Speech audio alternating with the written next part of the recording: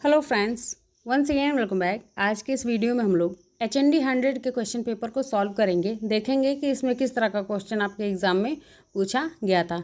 देखो, जितने लोग प्रीवियस ईयर को सॉल्व करके गए होंगे उन लोगों का क्वेश्चन पेपर अच्छा गया होगा, क्योंकि प्रीवियस ईयर से एज इट इज़ क्वेश्चन उठा के पूछ लिया गया है। तो प्रीवियस ईयर को जितने लोग सॉल्व किए होंगे उन लोगों का पेपर आई होप कि अच्छा गया होगा, और जो लोग तैयारी भी किए होंगे उन लोगों का भी पेपर अच्छा गया होगा। देखो, प्रीवियस ईयर इसीलिए सॉल्व किया जाता है क्योंकि बोर्ड में क्वेश्चन रिपीट होते रहते हैं। तो बोर्ड का जो पेपर है, बोर्ड का जो एग्ज़ाम है, उसमें प्रीवियस ईयर को भी सॉल्व करके जाना ज़रूरी होता है, क्योंकि तैयारी के साथ साथ प्रीवियस ईयर को सॉल्व करते हो तो आपको भी आइडिया लग जाता है कि किस तरह का क्वेश्चन मैच हो रहा है या कौन कौन से क्वेश्चन जो हैं वो पूछे जा रहे हैं, तो आपको आइडिया लगता रहता है। तो प्रीवियस ईयर को सॉल्व करके ही जाना चाहिए। मेरा यही सजेशन है कि आप पढ़ाई भी करो और साथ में प्रीवियस ईयर को सॉल्व करके भी जाओ, ठीक है। तो चलो स्टार्ट कर लेते हैं। देख लेते हैं इस पेपर में आपके कितने क्वेश्चन सही हुए हैं और कितने गलत आपने मार्क करके आए हैं। आपको भी एक आइडिया लग जाएगा कि आपने कितने नंबर का क्वेश्चन पेपर किया है। देखो, इस क्वेश्चन पेपर का पेपर पैटर्न थोड़ा सा अलग है। इसमें सिर्फ एक ही पेपर हुआ है। ये मैंने आपका जब प्रीवियस ईयर सॉल्व कराया था तब मैंने बताया था कि इसमें सिर्फ एक ही पेपर होगा, और वो भी 15 नंबर का 15 क्वेश्चन आपके आएंगे, जिसमें आपका 1.5 करके मार्क मिलेगा एक क्वेश्चन पे।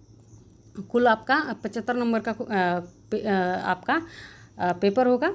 ये आपका 50 नंबर का क्या आएगा, तो 50 का क्वेश्चन आएगा, यानी कि 50 क्वेश्चन आएंगे और 1.5 आपके एक क्वेश्चन पे नंबर आपको मिलेगा। तो देखो, इसमें देख लेते हैं कि कितने क्वेश्चन को आपने सही किया है, यानी कि आपका जो मैक्सिमम मार्क है वो 75 नंबर है। कितना है, तो 75 नंबर आपका मैक्सिमम मार्क है। तो चलो स्टार्ट कर लेते हैं। देख लेते हैं इस क्वेश्चन पेपर को किस तरह का क्वेश्चन पूछा गया है और कौन कौन से क्वेश्चन आपके रिपीट हुए हैं। तो चलो पहला क्वेश्चन देख लेते हैं। पहला क्वेश्चन कह रहा है कि राष्ट्र चेतना मुखरित हुई। राष्ट्र चेतना मुखरित हुई, तो इसमें आपका पहला ऑप्शन क्या हो जाएगा, करेक्ट हो जाएगा नाट्यवेद। नाट्यवेद में क्या मिला, तो राष्ट्र की चेतना को स्वर प्राप्त हुआ। तो इसी के नाट्यवेद के द्वारा राष्ट्र की चेतना को क्या मिला, तो स्वर प्राप्त हुआ। तो इसमें पहला ऑप्शन क्या हो जाएगा, करेक्ट हो जाएगा। अब बी ऑप्शन है, वो कह रहा है कि राष्ट्र का प्रथम उल्लेख मिलता है। राष्ट्र का प्रथम उल्लेख किसमें मिलता है, तो मैंने ये क्वेश्चन बताया था, ये प्रीवियस ईयर का क्वेश्चन है। इसमें सी ऑप्शन आपका करेक्ट हो जाएगा। राष्ट्र का जो भी उल्लेख है, राजनीति के बारे में जो भी उल्लेख है वो आपके ऋग्वेद में मिलते हैं। तो इसमें सी ऑप्शन आपका करेक्ट हो जाएगा। उसके बाद थर्ड नंबर क्वेश्चन कि राष्ट्र का यूरोपीय समानार्थी शब्द है, तो वो है नेशन। इसमें ए ऑप्शन आपका करेक्ट हो जाएगा। नेशन क्या है, तो राष्ट्र का यूरोपीय समानार्थी शब्द है। उसके बाद है भारत के राष्ट्र चिन्ह का बोध वाक्य है। देखो, ये क्वेश्चन आपके प्रीवियस ईयर से एज इट इज़ उठा के पूछ लिया है। कह रहा है कि भारत के राष्ट्र चिन्ह का बोध वाक्य क्या है, तो वो है सत्यमेव जयते। बी ऑप्शन आपका इसमें करेक्ट हो जाएगा। अब पांचवा नंबर क्वेश्चन है, कह रहा है कि प्राचीन भारतीय गणराज्य में महाजनपदों की संख्या कितनी थी। देखो, ये भी प्रीवियस ईयर का क्वेश्चन है। ये आपका इसमें सी ऑप्शन आपका करेक्ट हो जाएगा। प्राचीन भारतीय गणराज्य में महाजनपदों की संख्या 16 थी। कितनी थी, तो 16 थी। तो इसमें सी ऑप्शन आपका करेक्ट हो जाएगा। पांचवे का सी ऑप्शन करेक्ट हो जाएगा। ये क्वेश्चन बिल्कुल ऐसा ही क्वेश्चन प्रीवियस ईयर में पूछा था जब हम लोगों ने सॉल्व किया था। जितने लोग सॉल्व करके गए होंगे उनका तो पेपर बढ़िया गया ही होगा, क्योंकि प्रीवियस ईयर से अधिकतर क्वेश्चन उठा के बिल्कुल वैसा का वैसा ही पूछ दिया है। तो इसमें आपका सी ऑप्शन क्या हो जाएगा, करेक्ट हो जाएगा। उसके बाद है क्वेश्चन नंबर 6, वैदिक कालीन जीवन में आश्रमों की संख्या थी, यानी कि आश्रमों की संख्या पूछ रहा है, तो वो 4 है। पहला इसमें 4 तरह के आश्रम है, जैसे आपका ब्रह्मचर्य आश्रम है, उसके बाद गृहस्थ आश्रम है, उसके बाद वानप्रस्थ आश्रम है, उसके बाद संन्यास आश्रम है। ये 4 तरह के आपके आश्रम माने जाते हैं। उसके बाद है 7वां क्वेश्चन, राजतंत्र का अर्थ है। तो सबको पता है राजतंत्र का अर्थ राजा का शासन, जिसमें राजा का शासन होता है। और प्रजा का शासन क्या है, प्रजा का शासन क्या है, तो लोकतंत्र है। प्रजा का शासन क्या है, तो लोकतंत्र है। राजतंत्र क्या है, तो राजा का शासन है। तो इसमें ये ऑप्शन आपका करेक्ट हो जाएगा। अब क्वेश्चन नंबर 8 है, कह रहा है कि भारतीय मान्यता के अनुसार कलाओं की संख्या है। भारतीय मान्यता के अनुसार कलाओं की संख्या कितनी है? तो 64 है। इसमें सी ऑप्शन आपका करेक्ट हो जाएगा। अब क्वेश्चन नंबर 9 है, कह रहा है कि गणतंत्र दिवस मनाते हैं। देखो ये बहुत ही इजी क्वेश्चन है, लेकिन इसको भी कई लोगों ने गलत किया होगा। गणतंत्र दिवस कब मनाते हैं? तो 26 जनवरी को गणतंत्र दिवस मनाते हैं, और 15 अगस्त को क्या मनाते हैं? तो स्वतंत्रता दिवस मनाते हैं। ठीक है। अब 10 नंबर क्वेश्चन है, राष्ट्रचिति को प्रतिपादित करते हैं। तो इसमें ए ऑप्शन आपका करेक्ट हो जाएगा, पंडित दीनदयाल उपाध्याय। राष्ट्रचिति को कौन प्रतिपादित करते हैं? तो पंडित दीनदयाल उपाध्याय। अब 11 नंबर क्वेश्चन है, राष्ट्र गौरव में दिखाई नहीं पड़ता है। क्या दिखाई नहीं पड़ता है? तो आपका आतंकवाद नहीं दिखाई पड़ता है। राष्ट्र गौरव में क्या नहीं दिखाई पड़ता है? तो आतंकवाद नहीं दिखाई पड़ता है। बाकी क्या क्या दिखाई पड़ता है? तो राष्ट्र प्रेम, राष्ट्रभक्ति, राष्ट्रीय चेतना के स्वर, ये सब क्या कहाँ दिखाई पड़ते हैं? तो राष्ट्र गौरव में दिखाई पड़ते हैं। आतंकवाद दिखाई नहीं पड़ता है। अब 12 नंबर क्वेश्चन है, कह रहा है कि आधुनिक राष्ट्र के घटक हैं। तो क्षेत्र, जनसंख्या, संप्रभुता, ये सब क्या है? तो आधुनिक राष्ट्र के घटक हैं। तो इसमें डी ऑप्शन आपका करेक्ट हो जाएगा। डी ऑप्शन क्या होगा? तो करेक्ट हो जाएगा। तो जो 12 नंबर क्वेश्चन है उसका डी ऑप्शन करेक्ट हो जाएगा। अब अगला क्वेश्चन है क्वेश्चन नंबर 13, कह रहा है कि पृथ्वी सूक्त अंग है। किसका अंग है? तो अथर्ववेद का। किसका अंग है?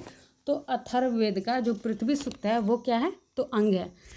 अथर्ववेद का जो 12वां कांड है, अथर्ववेद का 12वां कांड का जो प्रथम सूक्त है उसी को पृथ्वी सूक्त के नाम से जाना जाता है, जिसमें 63 मंत्र हैं। कितने मंत्र हैं? तो 63 मंत्र हैं। तो पृथ्वी सूक्त किसका अंग है? अथर्ववेद का अंग है। अथर्ववेद का अंग क्यों है? क्योंकि अथर्ववेद का जो 12वां कांड है उसका प्रथम सूक्त पृथ्वी सूक्त के नाम से जाना जाता है, जिसमें कुल कितने मंत्र हैं? तो मंत्रों की संख्या है 63। अब अगला क्वेश्चन है, भावात्मक राष्ट्र की अवधारणा है। भावात्मक राष्ट्र की अवधारणा है तो भूमि, जन, संस्कृति, ये सब क्या है? तो भावात्मक राष्ट्र की अवधारणा है। तो इसमें डी ऑप्शन आपका करेक्ट हो जाएगा। अब है राष्ट्रीयता है। राष्ट्रीयता है तो राष्ट्र भाव क्या है? तो राष्ट्रीयता है। राष्ट्रद्रोह ऑप्शन गलत है। राष्ट्र निंदा भी क्या है? गलत है। उपयुक्त सभी तो बिल्कुल ही गलत है। तो इसमें ए ऑप्शन आपका क्या हो जाएगा? करेक्ट हो जाएगा। अब क्वेश्चन नंबर 16 है, कह रहा है कि भारत राष्ट्र है। तो देखो भारत अभी पहले अखंड था, अभी खंड राष्ट्र है। तो इसमें बी ऑप्शन आपका करेक्ट हो जाएगा, बहुत जल्द अखंड भी होने वाला है, ऐसा कहा जा रहा है, सुनने में आ रहा है। तो अखंड पहले था, अभी खंड है। तो इसमें बी ऑप्शन आपका करेक्ट हो जाएगा। अब 17वां नंबर क्वेश्चन है, विश्व के स्वामी को कहते हैं। विश्व के स्वामी को कहते हैं तो विश्वपति। इसमें बी ऑप्शन आपका करेक्ट हो जाएगा। विश्वपति किसको कहते हैं? तो शंकर भगवान को कहते हैं। विश्व के स्वामी को विश्वपति कहा जाता है। बी ऑप्शन करेक्ट है। बी ऑप्शन क्या है? तो करेक्ट है। अब ज्ञान कांड है। ज्ञान कांड किसको कहते हैं? तो उपनिषद को कहते हैं? नहीं, बिल्कुल नहीं। रामायण को कहते हैं, महाभारत को कहते हैं, किरात को कहते हैं?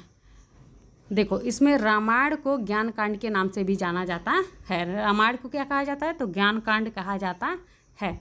अब क्वेश्चन नंबर 19 है, कह रहा है कि भारतीय गणित के जनक है। देखो ये क्वेश्चन एज इट इज़ उठा के पूछ लिया है प्रीवियस ईयर से। तो ये प्रीवियस ईयर को जितने लोग सॉल्व किए होंगे उनको इसका आंसर पता होगा। इस क्वेश्चन का आंसर मुझे आप लोग कमेंट बॉक्स में कमेंट करके ज़रूर से बताना कि भारतीय गणित के जनक कौन है। नहीं बताओगे तो मैं कमेंट बॉक्स में कमेंट करके ज़रूर से बताऊंगी। अगर आप लोग ये आपको पता होगा, ये बहुत इजी क्वेश्चन है, मैंने प्रीवियस ईयर में बताया हुआ है और आपको ये पता भी होगा। तो इस क्वेश्चन का आंसर आप लोग कमेंट बॉक्स में ज़रूर से कमेंट करके बताना। ठीक। अब अगला क्वेश्चन है, लीलावती के रचनाकार हैं। लीलावती के रचनाकार कौन है? तो भास्कर। भास्कराचार्य क्या है? तो लीलावती के रचनाकार हैं। उसके बाद है 21 नंबर क्वेश्चन, संगीत युक्त वेद है। देखो ये भी क्वेश्चन प्रीवियस ईयर से एज इट इज उठा लिया है। तो इसमें आपका बी ऑप्शन क्या हो जाएगा? करेक्ट हो जाएगा। संगीत युक्त जो वेद है उसको सामवेद कहते हैं, यानी कि सामवेद में संगीत का वर्णन सबसे ज़्यादा संगीत का ही वर्णन है। तो इसलिए इसको क्या कहा जाता है, संगीत युक्त वेद। इस अथर्व सामवेद को क्या कहते हैं, तो संगीत युक्त वेद। तो इसमें भी ऑप्शन आपका करेक्ट हो जाएगा। अब ये भी क्वेश्चन बड़ा फेमस है, इंडिका के लेखक हैं। इंडिका के लेखक कौन है, तो मेगास्थनीज हैं। इंडिका के लेखक कौन है, मेगास्थनीज। तो बी ऑप्शन आपका इसमें करेक्ट हो जाएगा। अब अगला क्वेश्चन है, गीत गोविंद कीर्ति है। गीत गोविंद किसकी कीर्ति है, तो जयदेव की। किसकी है, जयदेव की। इसमें आपका बी ऑप्शन करेक्ट हो जाएगा। अब कह रहा है कि रामायण के कर्ता हैं, रामायण के कर्ता हैं, तो ये सबको पता है, सी ऑप्शन करेक्ट हो जाएगा। रामायण के कर्ता वाल्मीकि हैं। अब अगले क्वेश्चन नंबर पे आते हैं। देखो क्वेश्चन पेपर बहुत इजी है, अगर आप लोग कॉमन सेंस को यूज़ करके या थोड़ा बहुत भी नॉलेज है तो आप लोगों ने आप लोग का पेपर क्या बहुत अच्छा गया होगा। ठीक है, तो क्वेश्चन नंबर 25 को देख लेते हैं। कह रहा है कि महाभारत विभाजित है। ये भी देखो क्वेश्चन प्रीवियस ईयर का ही है। मैंने बताया भी था कि महाभारत ना ही अध्यायों में है, ना ही सर्गों में है, ना ही खंडों में है। आपका महाभारत पर्वों में विभाजित है। किस में विभाजित है, पर्वों में। तो बी ऑप्शन आपका करेक्ट हो जाएगा। अब आप लोग कमेंट बॉक्स में कमेंट करके बताना कि महाभारत कितने पर्वों में विभाजित है, यानी कि पर्वों की संख्या कितनी है। ये भी कमेंट करके जरूर से बताना। अब अगला क्वेश्चन है 26 नंबर क्वेश्चन, गीता अंश है। गीता किसका अंश है, तो सबको पता है ये महाभारत का अंश है। भागवत गीता का तो होगा नहीं, क्योंकि वही है, उसी चीज़ को पूछ रहा है। रामायण का है नहीं, वेद का है नहीं, तो आपका सी ऑप्शन यहाँ पे करेक्ट हो जाएगा। गीता किसका अंश है, तो महाभारत का अंश है। उसके बाद है जय लघु रूप है। जय लघु रूप है, जय किसका लघु रूप है, तो देखो इस क्वेश्चन पे मुझे थोड़ा सा डाउट है। आप लोगों को इसका एक्यूरेट आंसर अगर पता होगा तो आप लोग कमेंट बॉक्स में कमेंट करके ज़रूर से बताना। हम इसको सी ऑप्शन पे इस मार्क करेंगे, वेद का। ठीक है, तो मुझे इसका एक्यूरेट आंसर पता नहीं है, मैं भी ऐसे ही सी ऑप्शन को मानती हूँ। ठीक है, और मुझे इसका आंसर मिला नहीं है। अगर आप लोगों को पता होगा तो आप लोग कमेंट बॉक्स में कमेंट करके ज़रूर से बताना कि इसका आंसर क्या है। ठीक है, इसका जो एग्जैक्ट आंसर है वो आप लोग कमेंट बॉक्स में कमेंट करके ज़रूर से बताना। उसके बाद 28 नंबर क्वेश्चन, प्रणव यानी कि ओम का विवेचन किस में है, तो ओम का विवेचन आपके ओम का विवेचन आपके डी ऑप्शन इसमें करेक्ट हो जाएगा, मांडुक उपनिषद। मांडुक उपनिषद में आपका ओम यानी कि प्रणव का विवेचन मिलता है। ठीक है, तो इसमें डी ऑप्शन आपका करेक्ट हो जाएगा। और 29 नंबर क्वेश्चन है, उपनिषद का शाब्दिक अर्थ है, तो उपनिषद का शाब्दिक अर्थ आपका समीप बैठना। ये ऑप्शन आपका करेक्ट हो जाएगा, समीप बैठना उपनिषद का शाब्दिक अर्थ है। क्वेश्चन नंबर 13 कह रहा है कि रामायण की मूल भाषा है। रामायण की मूल भाषा क्या है, तो संस्कृत है। रामायण की मूल भाषा क्या है, तो संस्कृत है। और अर्थशास्त्र के लेखक का नाम नहीं है, अर्थशास्त्र के लेखक का नाम नहीं है। तो इसमें आपका डी ऑप्शन करेक्ट हो जाएगा, विष्णुपद। विष्णुपद अर्थशास्त्र के लेखक का नाम नहीं है। बाकी विष्णुगुप्त, कौटिल्य, चाणक्य, ये सब क्या है, तो अर्थशास्त्र के लेखक का नाम है। देखो ये प्रीवियस ईयर में पूछा था कि अर्थशास्त्र के लेखक कौन है, तो उसमें चाणक्य है। ठीक है, कौटिल्य है, ऑप्शन में कौटिल्य है। और इसमें देखो पूछ दिया है कि अर्थशास्त्र के लेखक का नाम नहीं है, तो देखो अर्थशास्त्र के जो लेखक हैं उनका कई नाम है, जैसे चाणक्य भी कहा जाता है, कौटिल्य भी कहा जाता है, विष्णुगुप्त भी कहा जाता है। विष्णुगुप्त को ही कौटिल्य कहा जाता है, कौटिल्य को ही क्या कहा जाता है, चाणक्य। तो इसमें विष्णुपद जो है, डी ऑप्शन, ये आपका करेक्ट आंसर है इस क्वेश्चन के हिसाब से। क्वेश्चन में क्या कह रहा है, तो अर्थशास्त्र के लेखक का नाम नहीं है, तो नहीं क्या है, तो विष्णुपद अर्थशास्त्र के लेखक का नाम नहीं है। बाकी विष्णुगुप्त, कौटिल्य, चाणक्य अर्थशास्त्र के लेखक का नाम है। तो इसमें आपका डी ऑप्शन करेक्ट हो जाएगा। अब कह रहा है आदि कवि आदि काव्य है, तो आदि काव्य आपका क्या है, 32 नंबर क्वेश्चन कह रहा है कि आदि काव्य है, तो आदि काव्य आपका क्या है, तो रामायण आपका आदि काव्य है। ठीक है, सी ऑप्शन आपका इसमें करेक्ट हो जाएगा। आदि महाकाव्य पूछा होता तो महाभारत होता। ठीक है, आदि काव्य पूछा है तो रामायण क्या है, तो आदि काव्य है। अब संगीत का प्राचीनतम ग्रंथ है, संगीत का प्राचीनतम ग्रंथ है, तो वो है, देखो ये भी क्वेश्चन मैंने देखो ये क्वेश्चन आपका आगे भी पूछा था, अभी फिर से ये क्वेश्चन रिपीट कर दिया है इसी पेपर में। संगीत का प्राचीनतम ग्रंथ है तो वो क्या है, तो आपका है सामवेद। क्या है, सामवेद। देखो मैं उस क्वेश्चन को फिर से दिखा दे रही हूँ एक बार। हाँ देखो यहाँ पे क्वेश्चन पूछा है 21 नंबर क्वेश्चन और आपका 33 नंबर क्वेश्चन एक ही है, दोनों का आंसर एक ही है, सामवेद। ठीक है, संगीत का प्राचीनतम ग्रंथ क्या है, तो सामवेद है। अब यक्षगानम, यक्षगानम क्या है, तो एक तरह का नृत्य कला है कर्नाटक का। यक्षगानम क्या है, तो एक तरह का नृत्य कला है कर्नाटक का, जो कर्नाटक में किया जाता है, या कह सकते हैं, मैंने बोला था आप लोगों को कि जितने भी आपके स्टेट हैं सबके नृत्य कलाओं को आप लोग अच्छे से देख के जाना, क्योंकि नृत्य से एवरी ईयर 1-2 क्वेश्चन पूछ ही लिए जाते हैं। तो यक्षगानम क्या है, तो नृत्य कला है, कहाँ का नृत्य कला है, तो कर्नाटक का है। अब है HSRA का पूर्ण रूप है, यानी कि